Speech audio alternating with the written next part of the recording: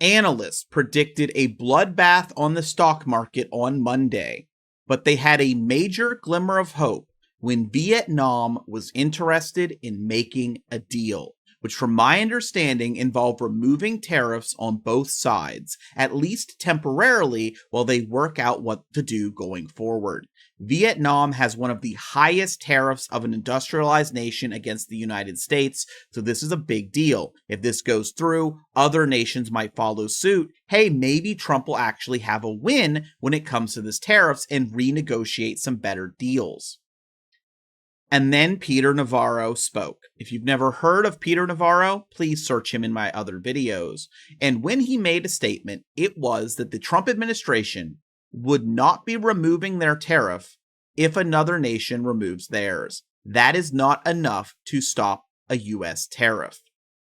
This simply destroys any hope of a reasonable solution, and I've noticed that even people like Elon Musk have now turned on Peter Navaro after this statement. Some people believe Peter Navaro is at the core of this tariff plan. And I want you to remember, if you've not watched my previous video, you might not know this, the math for Trump's tariff is simply wrong.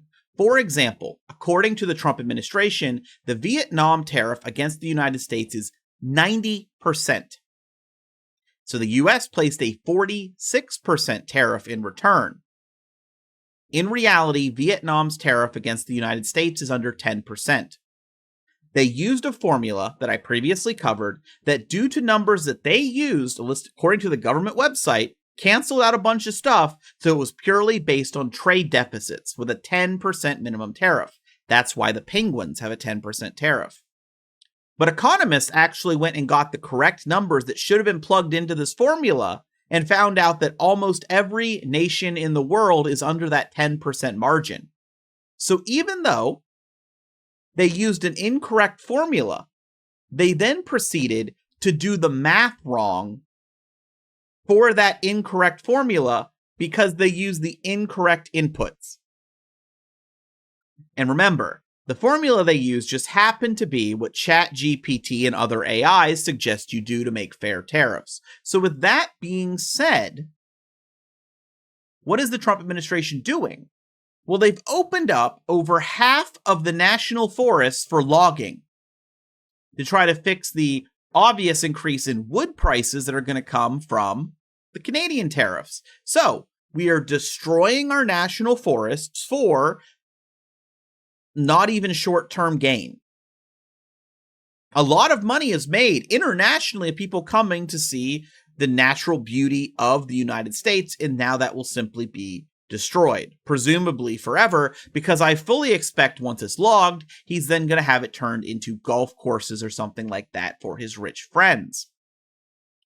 But he also put out this statement, because you see, now they need to talk about trade deficits because people realize their math was wrong and that's what it's based on.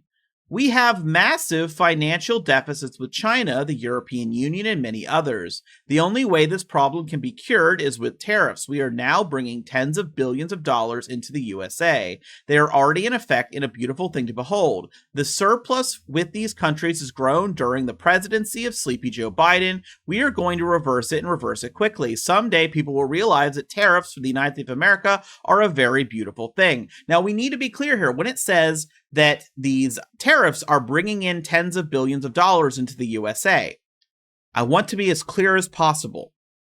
The tariffs have brought in $0 to the United States from outside the United States.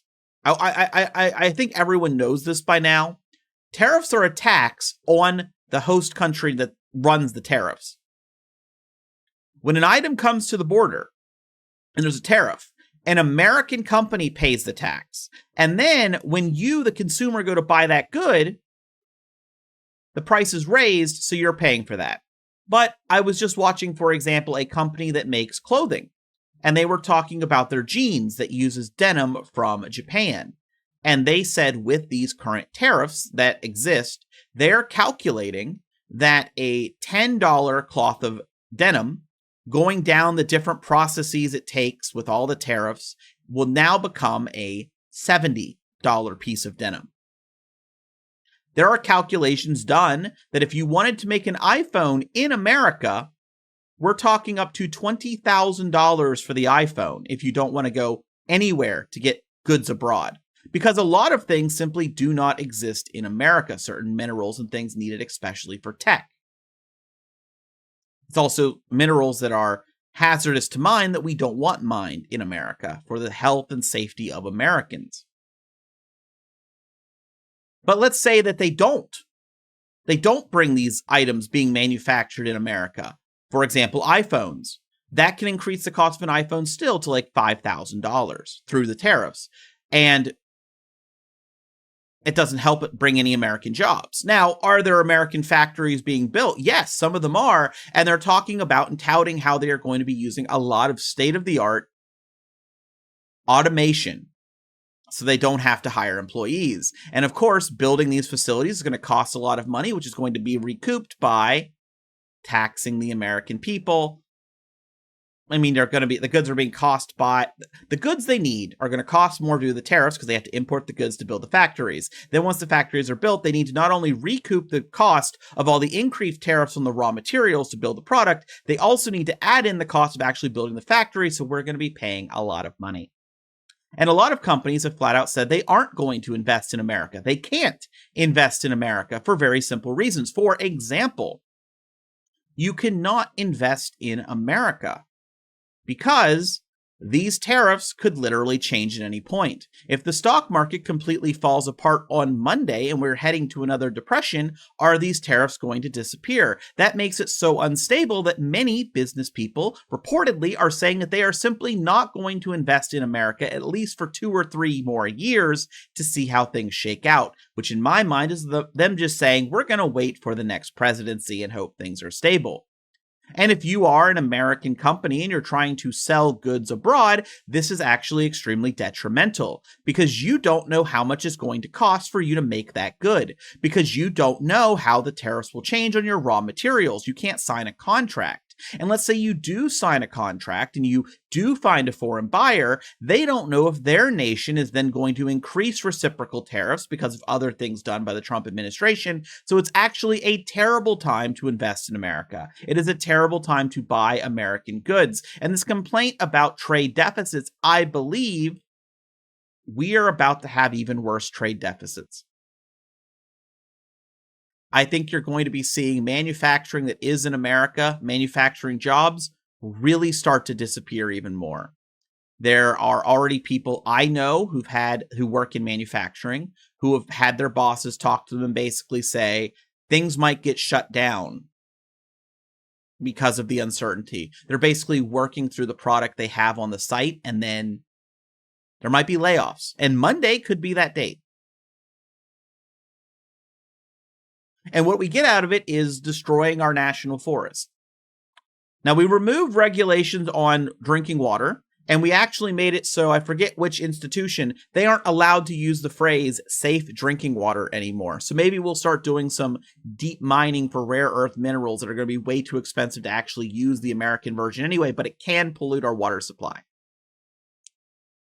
What's wild is, I really don't find many people, because I looked, on either side of the aisle that are confident in these tariffs. Some people seem to think that this is going to work because they believe the White House's numbers, which were incorrect. And you can do the math yourself.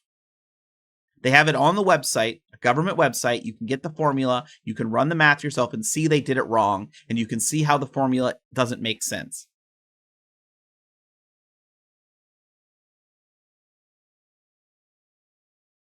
Trying to have no trade deficit with every nation is beyond stupid.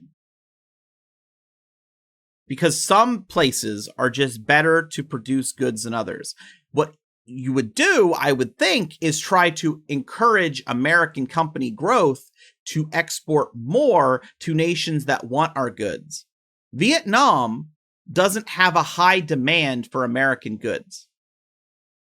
But the goods they do have a demand for, you would work to increase, right? Instead, it's an isolationist policy.